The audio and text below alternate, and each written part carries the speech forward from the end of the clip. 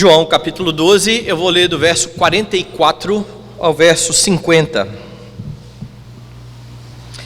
E Jesus clamou, dizendo: quem crê em mim, crê não em mim, mas naquele que me enviou. E quem me vê a mim, vê aquele que me enviou.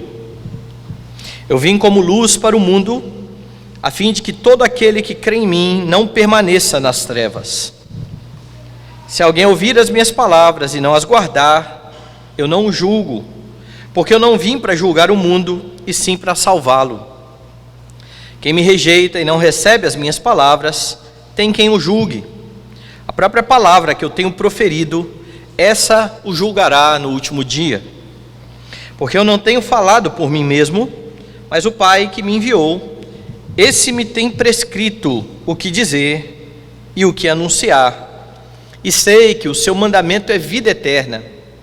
As coisas, pois, que eu falo, como o Pai me tem dito, assim falo. Vamos orar. Amado Senhor e Salvador, estamos mais uma vez na Tua presença, como igreja do Senhor, povo que foi escolhido, foi salvo, remido pelo sangue do Cordeiro, para ouvir, ó Deus, a voz do Senhor que ecoa na pregação do Evangelho. Que o Senhor dê, ó Deus, que nesta noite a Tua palavra seja pregada de forma fiel, que Teu Espírito, que em nós habita, aplique no nosso coração a Tua palavra, que sejamos edificados, confortados, que sejamos conformados à imagem de Jesus, o nosso Senhor, para a Tua própria glória, que todo pensamento seja levado cativo ao pensamento de Cristo, que a nossa atenção esteja voltada à Tua palavra para a Tua glória, em nome de Jesus, amém. Meus irmãos, são muitos aqueles que não compreendem a questão da encarnação do Senhor Jesus Cristo. Isso não é um problema dos nossos dias, essa é uma questão que é mal entendida desde os tempos apostólicos.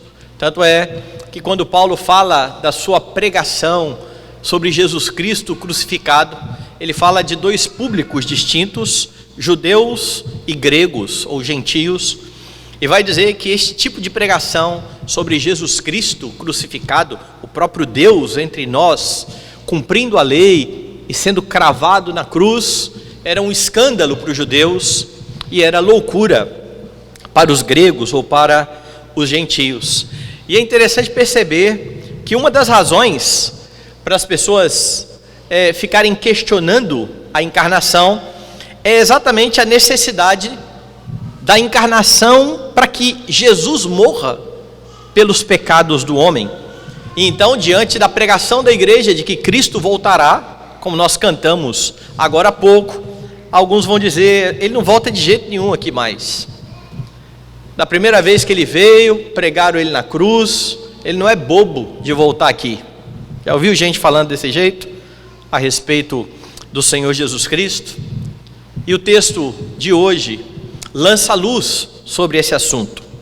Estes versículos que foram lidos são as palavras finais de uma espécie de sumário que João fez acerca dos ensinamentos de Jesus. Ele vem registrando no seu evangelho aquilo que Jesus ensinou e tudo aquilo que ele fez. Aqui no capítulo 12 ele termina com um resumo, com um sumário deste ensino do Redentor, logo após ter dito que Jesus havia se ocultado da multidão. Veja aí no versículo 36, o finalzinho: Jesus disse estas coisas e retirando-se, ocultou-se deles.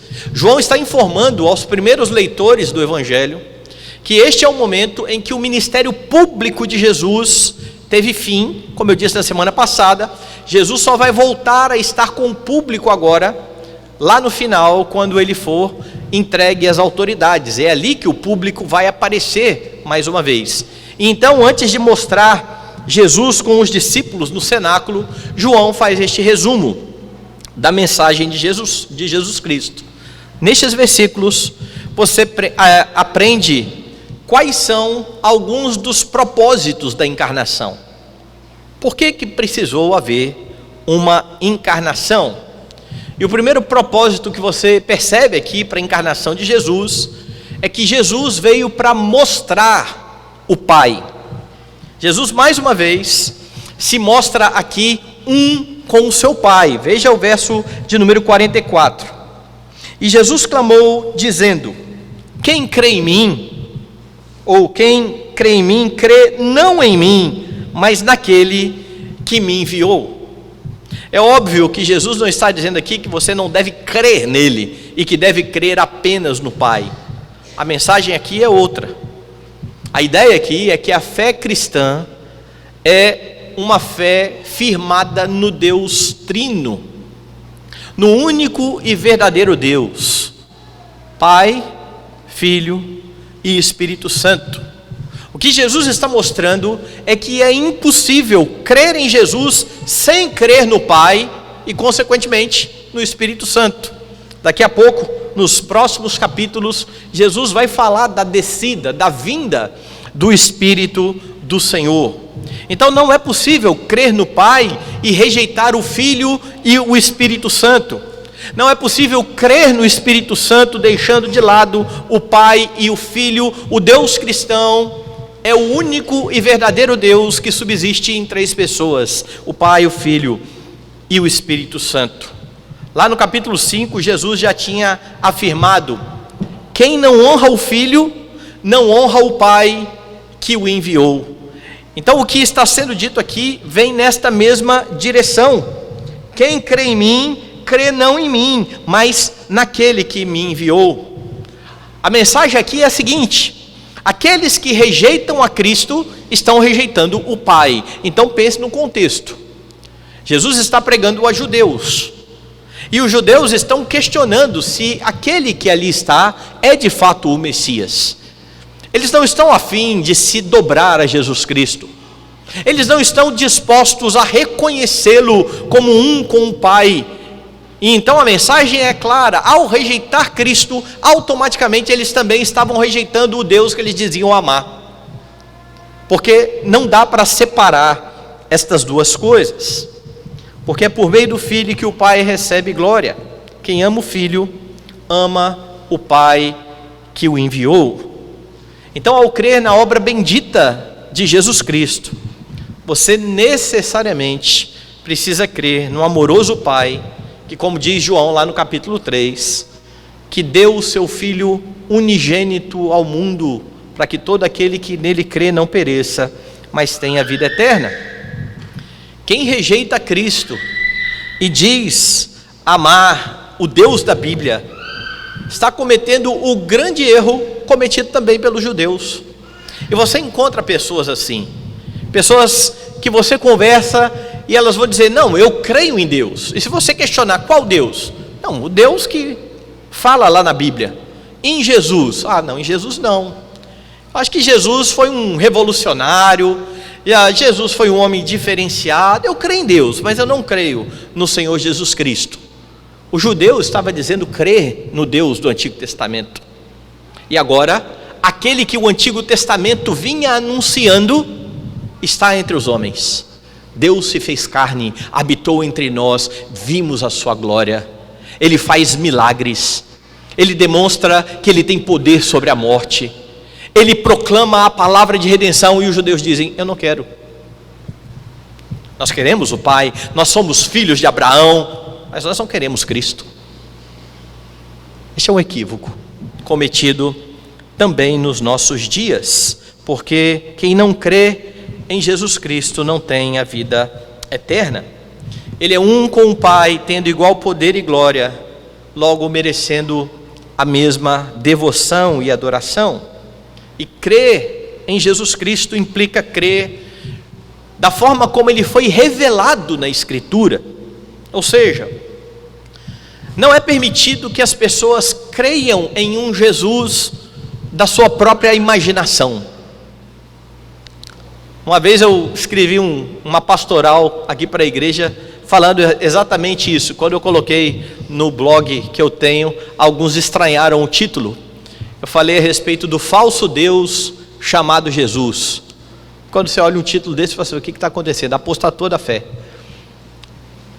Na verdade, o que eu estou mostrando no texto é que muitos daqueles que são chamados de Jesus e que são adorados por pessoas que estão dentro da igreja não tem nada a ver com aquele que é revelado na Escritura.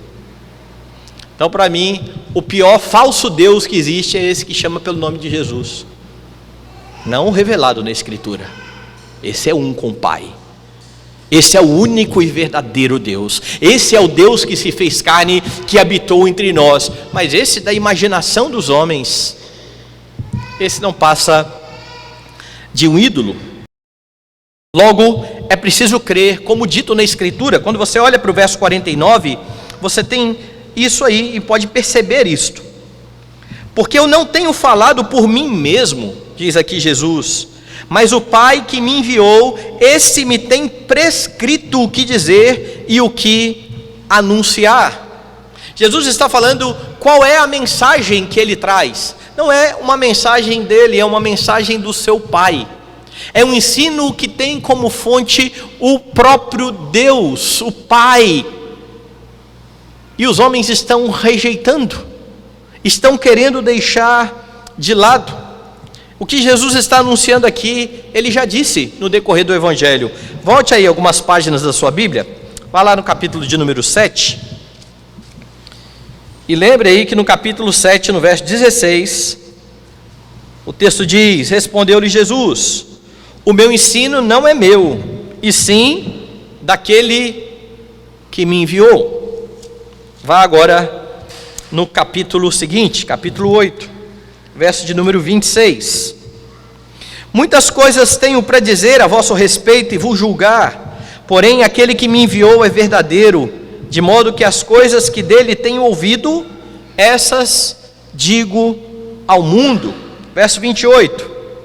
Disse-lhe, pois, Jesus: quando levantardes o Filho do Homem, então sabereis que eu sou, e que nada faço por mim mesmo, mas falo como o Pai me ensinou. E esse texto é ainda mais explícito, porque ao mesmo tempo em que Jesus está dizendo que ele fala aquilo que ele ouviu do Pai, ele se declara um com o Pai ao dizer: eu sou. O nome pactual de Deus que aparece no Antigo Testamento, Yahvé, eu sou o que sou. Vá agora no verso de número 38. Eu falo das coisas que vi junto do meu Pai, vós fazeis o que vistes em vosso Pai. O tempo todo a mensagem de Jesus é essa: o meu ensino é da parte do meu Pai. Logo, aquilo que se crê a respeito de Jesus tem como fonte o único e verdadeiro Deus. É desta forma que você precisa crer, segundo aquilo que a Escritura diz e que o Senhor Jesus ensinou. Ninguém que faça parte da igreja cristã tem licença para crer naquilo que bem entende. Ninguém tem licença para inventar uma crença, e isso precisa ser muito bem entendido, porque os protestantes, eles falam a respeito de uma doutrina bastante cara para nós: livre exame das Escrituras. Todo crente precisa examinar as Escrituras. Não há uma classe diferenciada, um clero na igreja, que somente este pode ler as Escrituras, mas cada crente é chamado a examinar as Escrituras, até porque eles precisam ouvir a pregação e, como bons bereanos, conferir, para ver se as coisas são de fato assim. Mas muitos têm transformado o livre exame das Escrituras em uma livre interpretação das Escrituras, e nenhum dos reformadores pregou isso. Não existe livre interpretação, porque se existe uma livre interpretação, cada um interpreta da forma que bem entende. A Escritura interpreta a si mesma, e a história da igreja vem mostrando como é que a igreja vem entendendo a doutrina do decorrer dos séculos. É por isso que se surge alguém hoje, no século 21, com um ensino totalmente diferente daquele que vem sendo dito pela igreja em 2000 anos, você precisa já de imediato rejeitar. Como é que Deus deixou a sua igreja tateando no escuro durante tanto tempo, até aparecer um iluminado no século 21 para ensinar melhor o que a igreja deve crer? Não faz o menor sentido. A igreja sempre esteve calcada nas Escrituras. A igreja em Atos dos Apóstolos estava sendo edificada no fundamento dos apóstolos e profetas, e estes apóstolos são os que foram enviados pelo próprio Jesus Cristo, falando as palavras que ouviram de Cristo, palavras essas que foram dadas pelo Pai. Logo, a fonte de autoridade para o ensino cristão é o próprio Deus, de quem procede a palavra. A afirmação de Jesus aqui é bastante interessante. Veja aí de novo, no capítulo 8, no verso 49.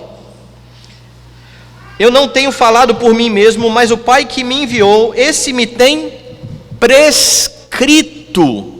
Jesus está dizendo, o Pai prescreveu o que eu devo falar, e isso implica na unidade das Escrituras, porque em seus dias na terra, o Antigo Testamento era a Escritura conhecida.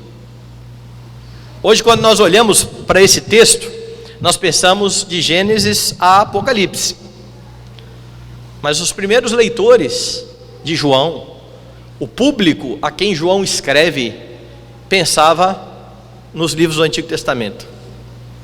Essa era a Escritura para eles. O Novo Testamento está sendo escrito e vai ter de fato a mesma autoridade do Antigo Testamento, porque ambos, o Antigo e o Novo Testamento, são palavra de Deus e, como diz Paulo, inspirados por Deus e útil para o ensino, para a correção, para a edificação na justiça, para que o homem de Deus seja perfeito, perfeitamente habilitado para toda boa obra. Então, os ensinos de Jesus, que ele diz que foram prescritos pelo Pai, refletiam o que o Pai já vinha revelando no Antigo Testamento e indicavam aquilo que seria ensinado pelos apóstolos após a sua ascensão, e essa é a crença da igreja. A igreja está firmada no fundamento dos apóstolos e profetas. No verso 45 você tem um pouco mais. E quem me vê a mim, vê aquele que me enviou. Aqui Jesus está sendo ainda mais enfático. Ver a Cristo significa contemplar o próprio Deus invisível. Você já imaginou o que é isso? Quem olha para mim, quem percebe a mim, vê o meu Pai. Por isso que já lá no primeiro capítulo do Evangelho, João disse que Jesus é a exegese de Deus, é Ele quem mostra o Senhor Deus. Ele se fez carne e habitou entre nós para que pudéssemos ver a glória do Pai. Como nós cantamos hoje, nem Adão chegou a vê-lo antes mesmo de pecar. Isso indica que você tem um privilégio maior do que Adão. Aí você fala, pastor, mas não vi Cristo. Não, hoje nós ainda o vemos pelos olhos da fé. Nós lemos a respeito dele no Evangelho. O máximo que podemos e devemos ver de Jesus Cristo está aqui: pão e vinho. Este é o meu corpo que é dado por vós, este é o meu sangue. Como dizia Calvino, os sacramentos nos foram dados por causa da nossa débil fé. Se você quer ver, contemplar a Cristo, olhe para a mesa do Senhor, olhe para os sacramentos e com os olhos da fé, contemple a Cristo. E aguarde o grande dia em que os seus olhos físicos verão o seu Salvador, verão o Deus invisível, porque Jesus, como afirma o escritor aos Hebreus, é o resplendor da glória e a expressão exata do ser de Deus. Como disse Paulo aos Colossenses, ele é a imagem do Deus invisível. Logo, um dia você estará perante a majestade do Rei glorioso. Esse que cantamos essa noite, que está no trono a reinar, é esse que contemplaremos, porque Jesus vem para que possamos ver o Pai, para que possamos ver a Deus. Então, ao se colocar em torno da mesa do Senhor no dia de hoje, esse precisa ser o anseio do seu coração. A volta do glorioso Rei, para que os seus olhos contemplem a beleza do seu Salvador. Um dos propósitos da encarnação foi mostrar o Pai, mas há mais. Jesus se fez homem, Jesus se encarnou para salvar o perdido. Veja o verso 46, o que diz: eu vim como luz para o mundo, a fim de que todo aquele que crê em mim não permaneça nas trevas. A afirmação aqui é a mesma que foi feita apenas alguns versículos antes. Aquele que existe desde a eternidade se fez homem para ser a luz do mundo. No capítulo 8 ele já tinha afirmado: eu sou a luz do mundo. Quem me segue não andará em trevas, pelo contrário, terá a luz da vida. Aqueles que estão em trevas e creem na luz, e creem no Senhor Jesus Cristo, eles o fazem por terem sido iluminados por essa luz, por terem os seus olhos do coração abertos para contemplar o seu Salvador. E o verso 46 está enfatizando novamente a responsabilidade de crer, a fim de não permanecer nas trevas, ou a fim de não permanecer perdido, a fim de não permanecer na escuridão. E de novo eu preciso enfatizar que não há crença em qualquer doutrina, mas naquilo que foi revelado pelo Pai. O Jesus que traz vida é aquele revelado na Escritura. Quem crê em mim, como diz a Escritura, no seu interior fluirão rios de água viva. É aqui que você aprende sobre Cristo. Não é em desenho, não é no filme, não é no seriado, não é na novela da Record, é aqui. É na bendita palavra do Senhor que Ele deu ao seu povo, e que capacitou o seu povo a poder ver aqui o bendito Salvador. Você crê no Jesus que foi revelado pelo Pai. Veja o que Jesus vai dizer no verso 50: e sei que o seu mandamento, o mandamento do Pai, é a vida eterna. As coisas, pois, que eu falo, como o Pai me tem dito, assim falo. Ou seja, o mandamento do Pai é a mesma coisa que aquilo que Ele tem prescrito. Eu acabei de ler aqui o verso 49. Jesus está dizendo no 49, as coisas que meu Pai prescreveu. E agora Ele fala do mandamento do Pai. A raiz da palavra é a mesma na língua grega. O Pai disse ao Filho, deu ao Filho as palavras que são a vida eterna. Ou seja, é preciso crer naquilo que foi dito por Jesus, amando do seu Pai, que Ele veio para salvar o perdido.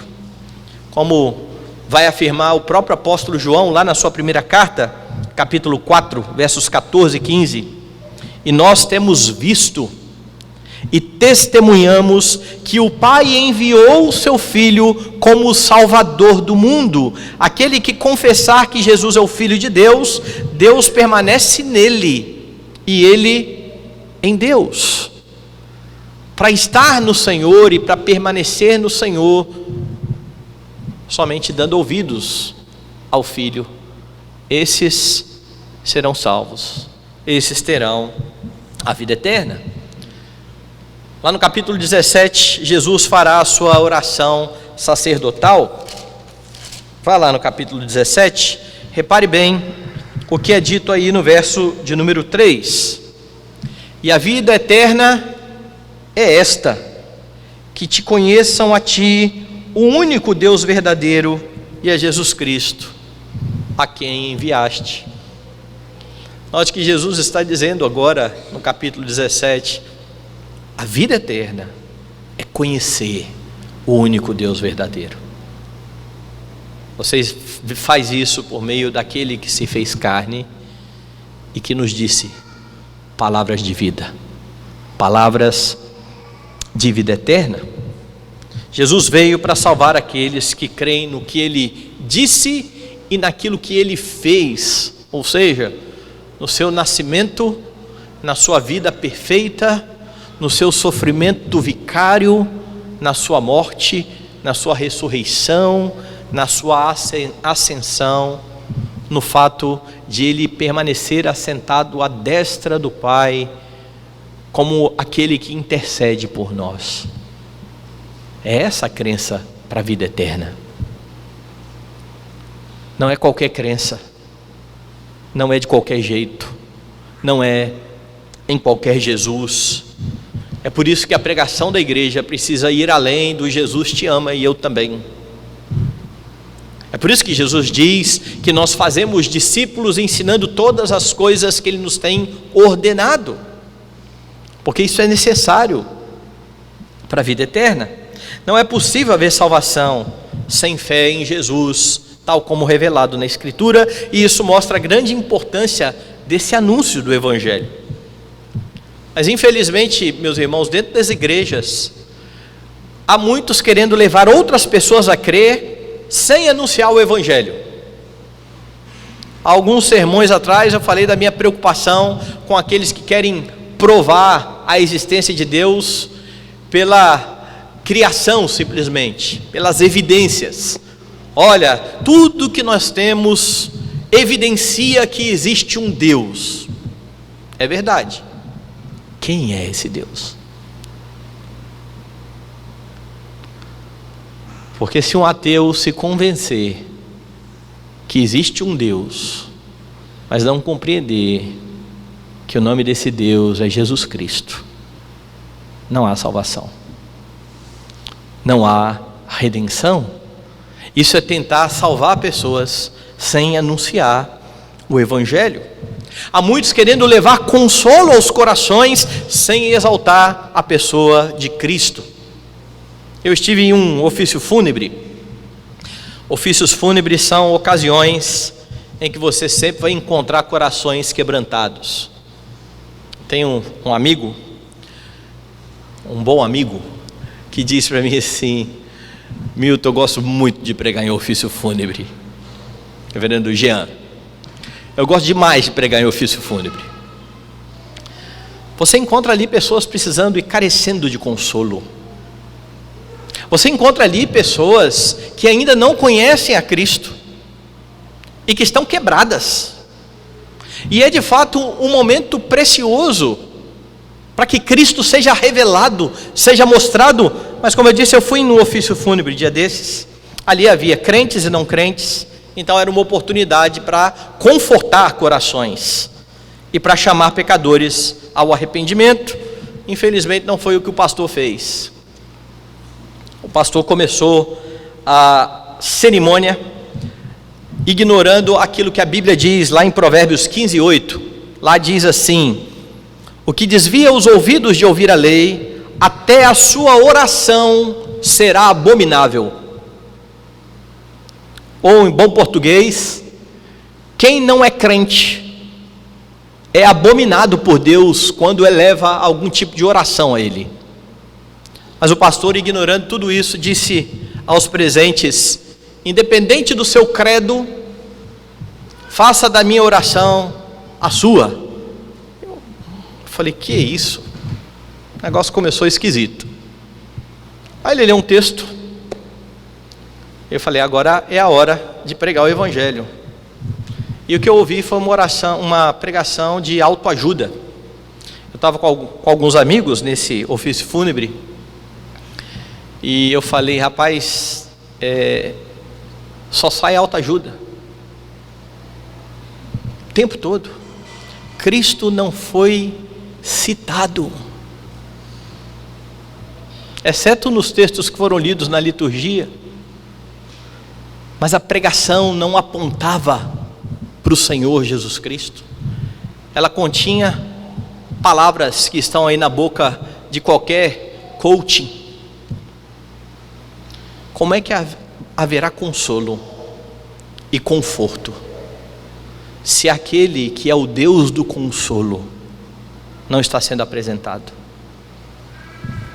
Foi um discurso que poderia ser proferido por qualquer ateu, que poderia estar na boca de qualquer terapeuta. Foi uma excelente oportunidade desperdiçada por um pastor,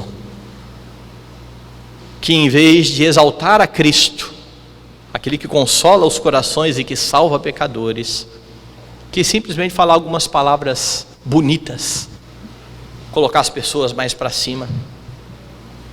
Não há salvação sem Cristo, não há vida eterna sem Cristo, não há consolo sem Cristo. Sem Cristo o que há é desespero, é angústia, é desesperança. A obra de Cristo precisa ser anunciada, seu nome precisa ser exaltado, o glorioso evangelho, que é o poder de Deus para a salvação de todo o que crê, precisa ser proclamado. Então não deixe de anunciar a Cristo, não deixe de abrir as Escrituras e testemunhar do Senhor Jesus Cristo, conforme revelado na palavra, a fim de que pela loucura da pregação, o Senhor Jesus salve os seus, fazendo aquilo que apraz a Ele. Jesus se faz homem para salvar o perdido, mas Ele precisa ser conhecido, tal como revelado no Evangelho. Por último, Jesus veio ao mundo anunciar o juízo vindouro. Após declarar que Ele veio como luz do mundo, Jesus faz uma afirmação que precisa ser muito bem compreendida. Veja o verso 47. Se alguém ouvir as minhas palavras e não as guardar, eu não o julgo, porque eu não vim para julgar o mundo, e sim para salvá-lo. E se você ler essa passagem fora do contexto, todo mundo está salvo, certo? Se alguém não crê na minha palavra, eu não julgo. Eu não vim para julgar, eu vim para salvar o mundo.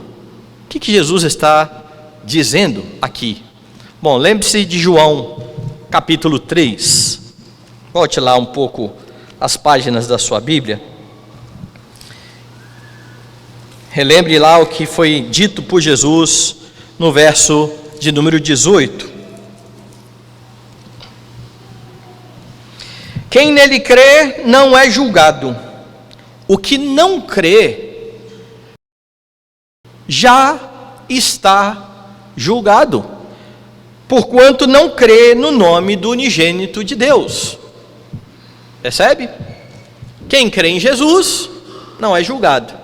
Quem não crê em Jesus já está julgado. Na verdade, todos nós que nascemos em Adão estamos julgados lá no Éden. Quando Adão caiu, caiu com ele toda a humanidade.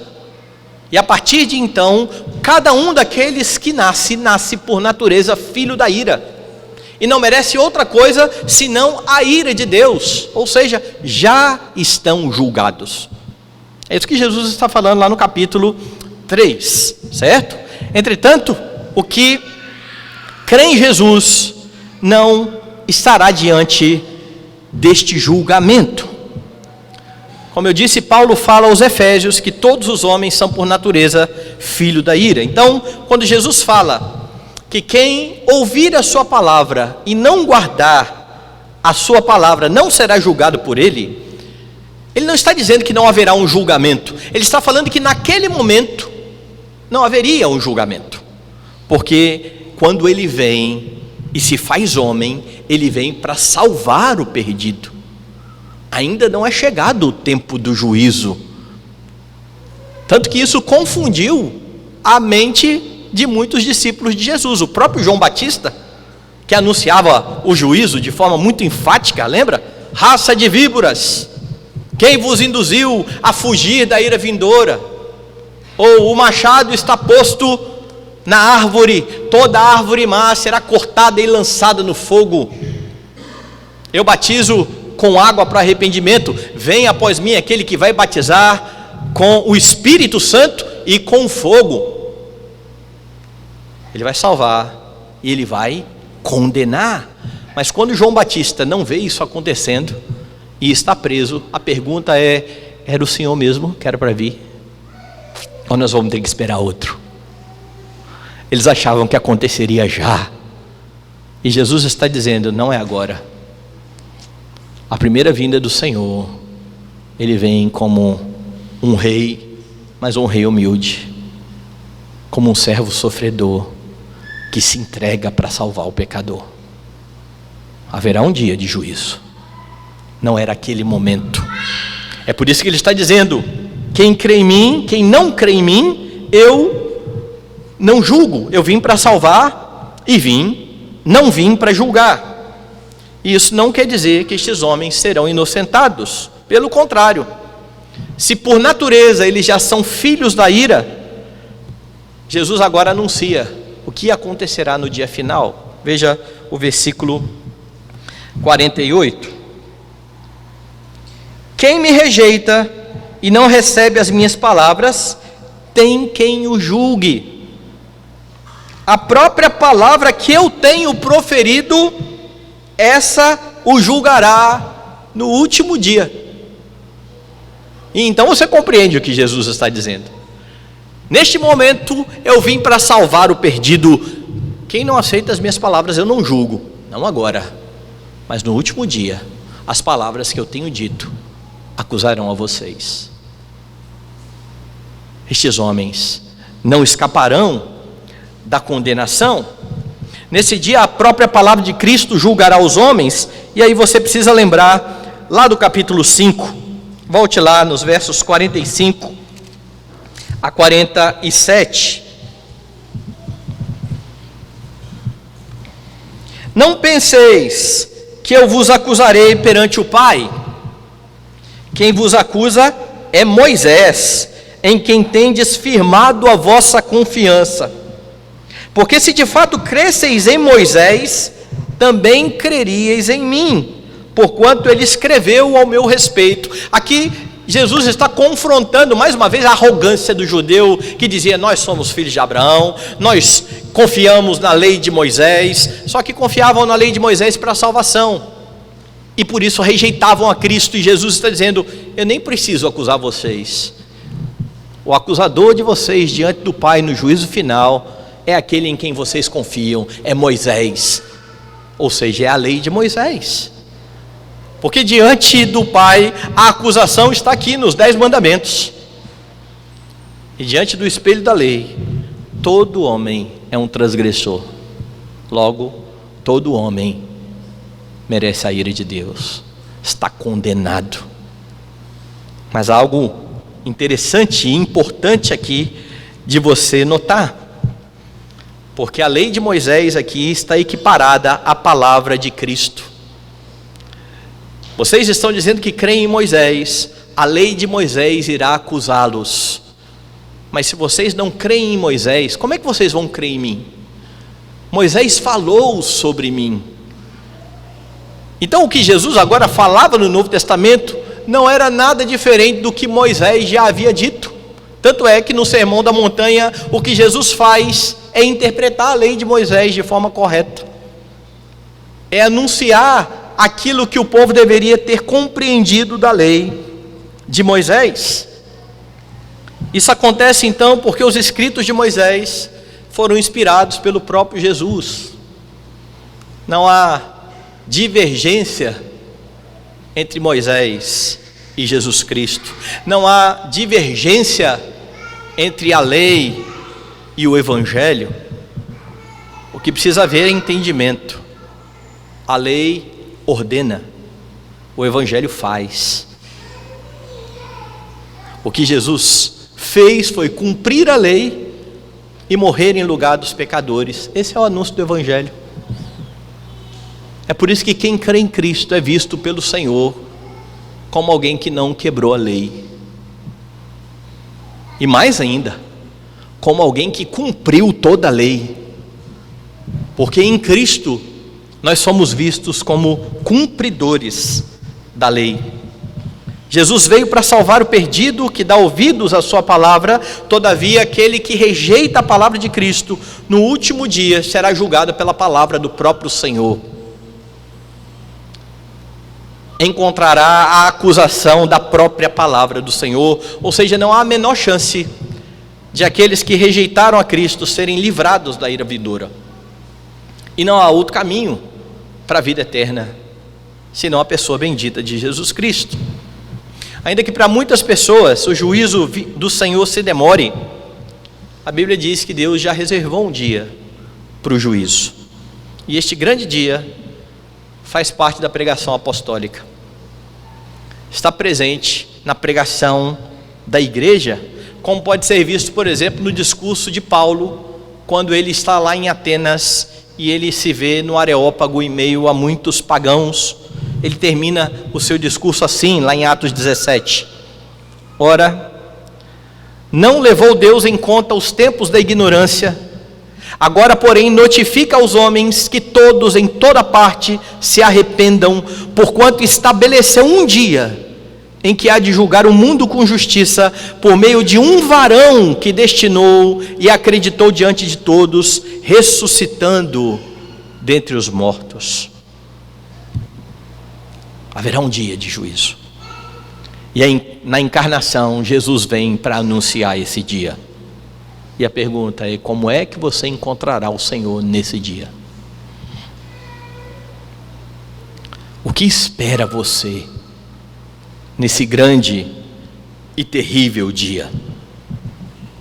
Se você está em Cristo, fique tranquilo. Você está justificado pelo Senhor. O que você ouvirá nesse dia é: vinde, benditos do meu Pai. Vinde, benditos do meu Pai. Entretanto, se você está aqui essa noite e não tem a Cristo, tema. Esse grande e terrível dia irá alcançar a sua vida. Arrependa-se, creia no Senhor de todo o seu coração, creia conforme revelado na Escritura. Você que é servo de Deus, você que é parte da igreja, precisa anunciar aos homens o Evangelho, conclamando-os ao arrependimento, porque sem arrependimento, como afirmou o apóstolo Paulo aos Romanos, segundo a sua dureza e coração impenitente, acumulam para si mesmos ira para o dia da ira e da revelação do justo juízo de Deus, que retribuirá a cada um segundo o seu procedimento. Um dos propósitos da encarnação de Jesus foi anunciar o juízo vindouro.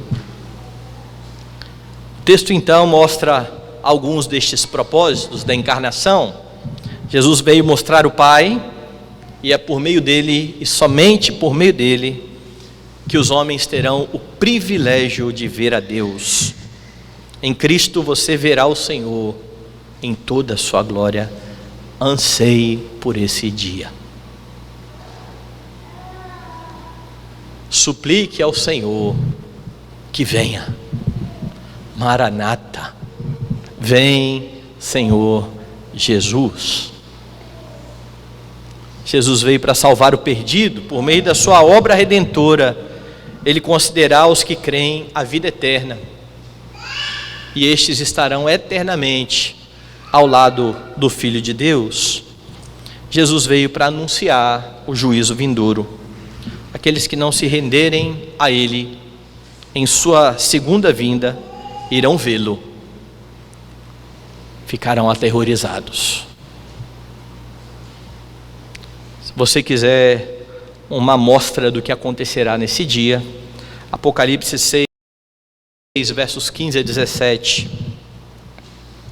Os reis da terra, os grandes, os comandantes, os ricos, os poderosos, e todo escravo e todo livre, se esconderam nas cavernas e nos penhascos dos montes, e disseram aos montes e rochedos: caí sobre nós, e escondei-nos da face daquele que se assenta do trono e da ira do Cordeiro, porque chegou o grande dia da ira dele, e quem é que pode suster-se? Você consegue perceber o medo, o terror?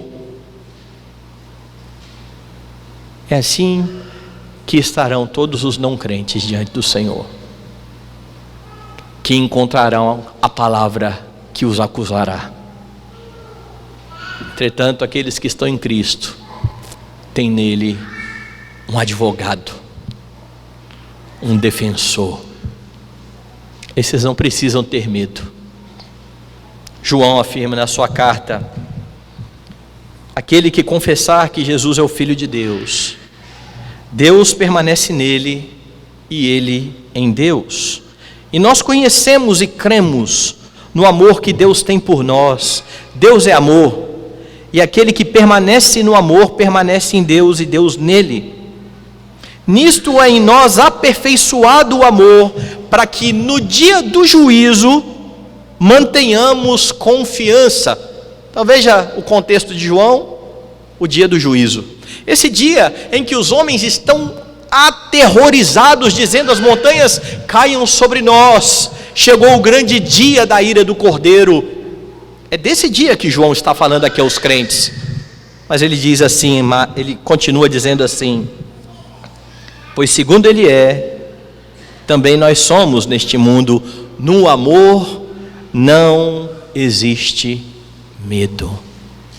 Antes, o perfeito amor lança fora o medo. O medo, diz João, produz tormento. Você que está em Cristo não precisa viver atormentado. Os seus pecados já foram cravados na cruz maldita.